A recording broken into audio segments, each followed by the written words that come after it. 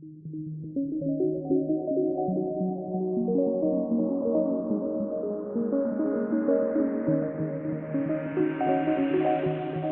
noite!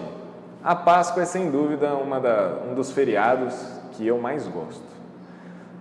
Durante a Páscoa nós vemos muito chocolate, nós vemos muitos coelhos durante a Páscoa, as famílias se reúnem, normalmente tem uma refeição especial.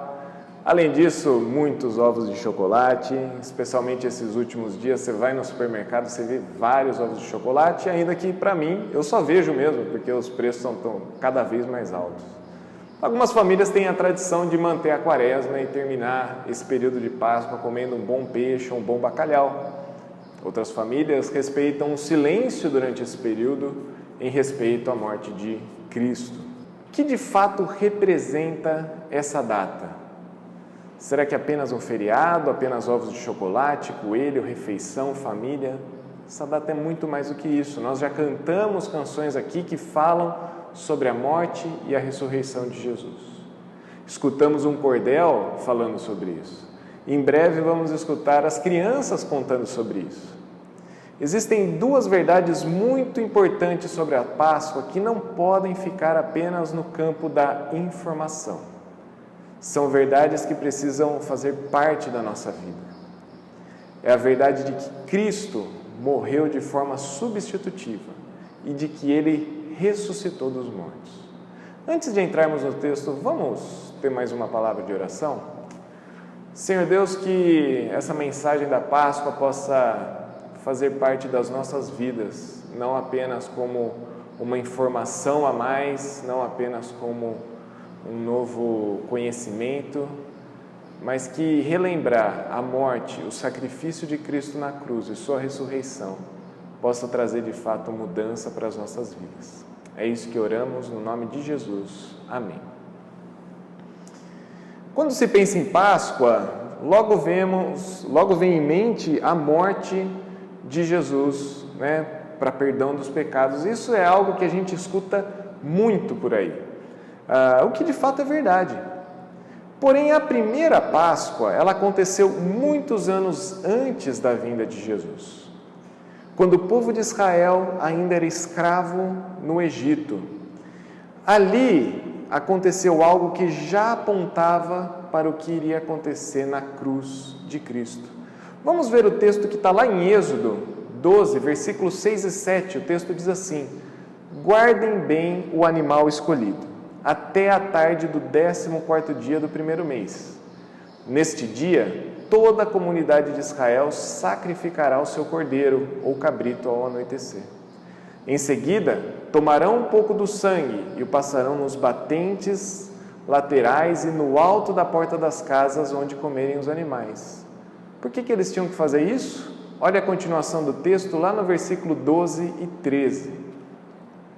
Nessa noite passarei pela terra do Egito, matarei todos os filhos mais velhos e todos os primeiros machos dentre os animais da terra do Egito.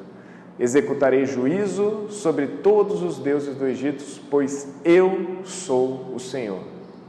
Mas o sangue nos batentes das portas servirá de sinal e marcará as casas onde vocês estão. Quando eu vir o sangue, passarei sobre aquela casa, e quando eu ferir a terra do Egito, a praga da morte não os tocará. O sangue de um cordeiro substituiu a morte certa dos primogênitos. Quando o anjo passasse, quem deveria morrer? Era o filho primogênito. Mas quem morreu no lugar desse filho? Foi o cordeiro. Ano após ano, o povo de Israel deveria celebrar este momento. Era um memorial de libertação que Deus concedeu a eles. Quando isso aconteceu, após isso acontecer, o faraó, o rei do Egito, libertou o povo de Israel. E aí eles puderam ser livres e adorar e cultuar somente a Deus. O evento que aconteceu no livro do Êxodo aponta para o que acontece com Jesus no Novo Testamento. talvez uma das grandes perguntas que fique é: por que Jesus morreu? Coitadinho, ele não fez nada de errado, ele nunca pecou, ele nunca cometeu injustiça. Muito pelo contrário, ele foi injustiçado. Por que isso? Jesus é o nosso substituto. Assim como um cordeiro precisou morrer para que o filho primogênito vivesse, Jesus também tinha que morrer para que nós pudéssemos ter vida. Jesus precisava passar pela cruz. Olha o que fala o texto de 1 Pedro 1, 18 e 19. Vocês sabem que o resgate para salvá-los do estilo de vida vazio que herdaram de seus antepassados não foi pago com um simples ouro ou prata, que perdem o seu valor. Mas o sangue precioso de Cristo, o Cordeiro de Deus, sem pecado e nem mancha. A morte de Cristo na cruz, que a gente celebra na sexta-feira da Paixão, ela é a prova de que Cristo é o nosso Cordeiro. Ele pagou o preço do resgate com o seu sangue, seu precioso sangue. Nós éramos escravos do pecado. Nós estávamos presos, sem vontade própria, sem vida, longe de Deus. A morte de Cristo na cruz é o pagamento necessário para que nós tenhamos vida, e vida verdadeira, vida eterna. A nossa dívida para com Deus foi paga por causa do sangue de Cristo. E Cristo nos livra, como Pedro fala, de uma vida vazia, sem sentido, longe de Deus. A primeira coisa, então, que a gente precisa lembrar nessa Páscoa é que a morte de Cristo na cruz foi para perdoar os meus e os seus pecados. Ela foi substitutiva, pois aquele que não pecou tomou sobre si a culpa do meu pecado. Agora eu já não sou mais escravo do pecado, escravo de um estilo de vida vazio. Agora eu sou livre para adorar e cultuar o Deus verdadeiro. Vamos agora para o segundo elemento que não pode deixar de faltar na nossa reflexão sobre a Páscoa. Esse segundo elemento é a ressurreição de Cristo.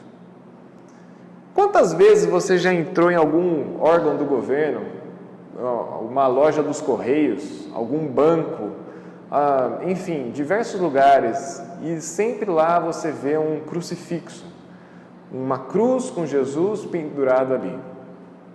É muito comum nós vermos em diversos lugares uma cruz com Cristo pendurado.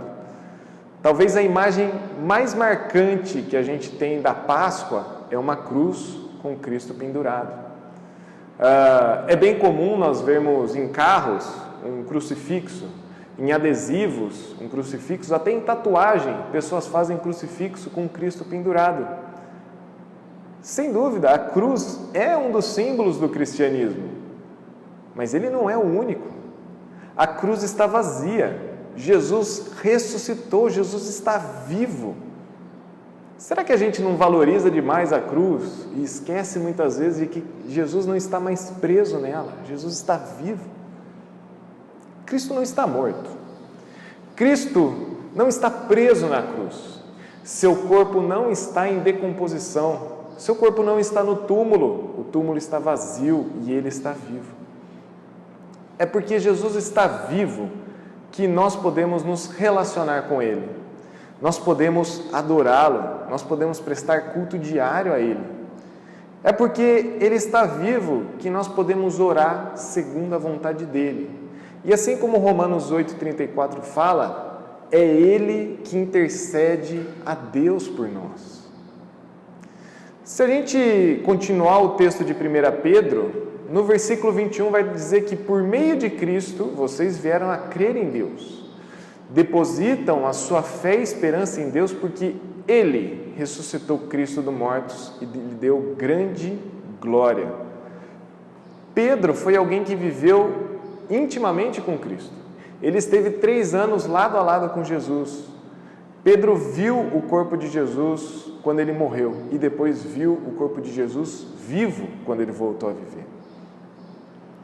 Se Cristo não ressuscitou, nada disso que fazemos faz sentido.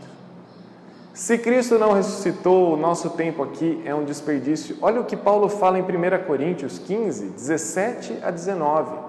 Se Cristo não ressuscitou, a fé de vocês é inútil e vocês ainda estão em seus pecados. Nesse caso, todos que adormeceram crendo em Cristo estão perdidos. Se nossa esperança em Cristo vale apenas para esta vida, somos os mais dignos de pena em todo o mundo. Se Cristo não ressuscitou, nossa fé é inútil. Imagina isso. Nós acreditamos em um simples homem que morreu numa cruz, como tantos outros naquela época. Todos que morreram crendo em Jesus, então, são dignos de pena. Porém, graças a Deus por isso, porém, Cristo é a ressurreição. João 11, 25 vai dizer, Jesus mesmo dizendo, eu sou a ressurreição e a vida. Quem crê em mim, ainda que morra, viverá. Cristo não só ressuscitou, como Ele está vivo.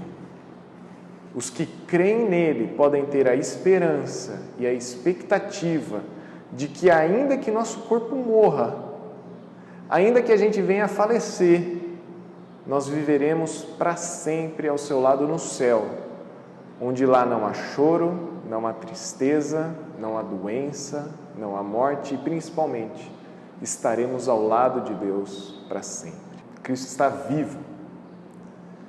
Essas duas verdades, que Cristo morreu para perdoar os nossos pecados e de que Ele está vivo, são duas verdades que precisam estar muito presentes na nossa mente durante a Páscoa.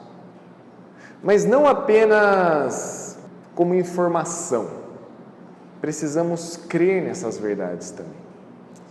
Durante a Páscoa, precisamos relembrar que a morte substitutiva e a ressurreição de Cristo nos apontam para o Cordeiro Pascal que derramou seu sangue para nos dar vida e a ressurreição dele que nos assegura a vida eterna.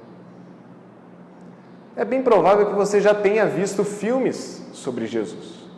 É bem provável que algum programa da TV durante esses dias esteja falando sobre a morte, sobre a ressurreição de Jesus. Talvez você tenha um grande conhecimento, bastante informação sobre isso.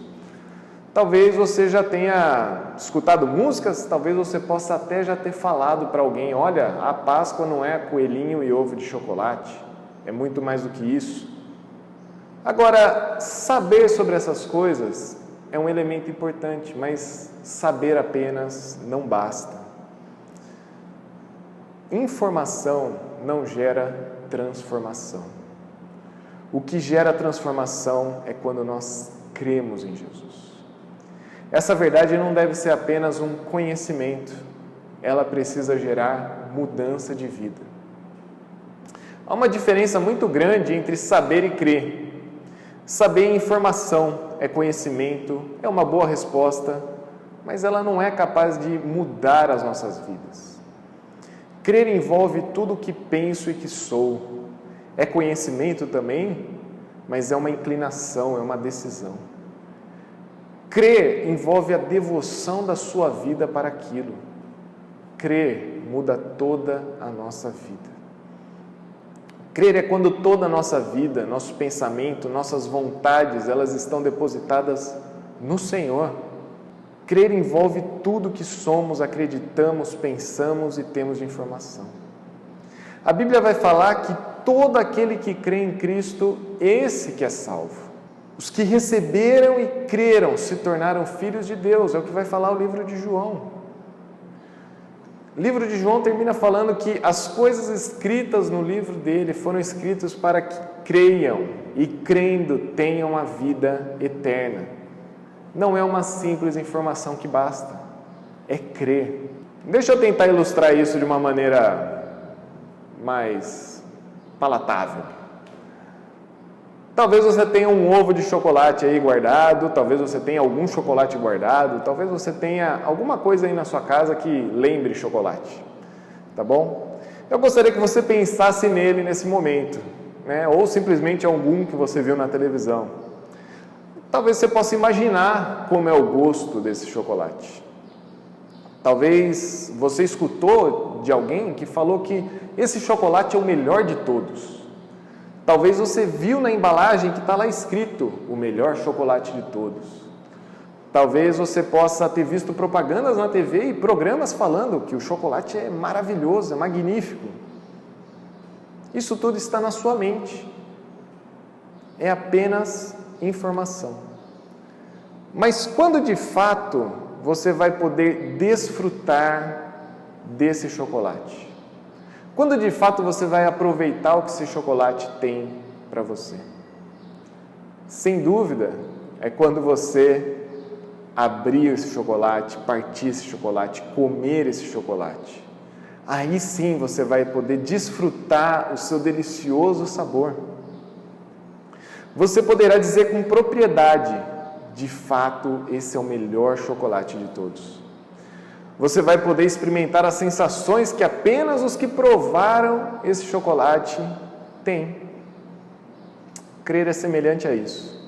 Se você apenas conhece a história da Páscoa, mas não desfruta e não experimenta da nova vida em Cristo, você continua apenas a saber, mas nada mudou. A minha pergunta para nós é a seguinte: e aí? Nós sabemos apenas a história? Sabemos da morte na cruz para perdão dos pecados, sabemos da ressurreição, mas e aí? Você acredita nisso?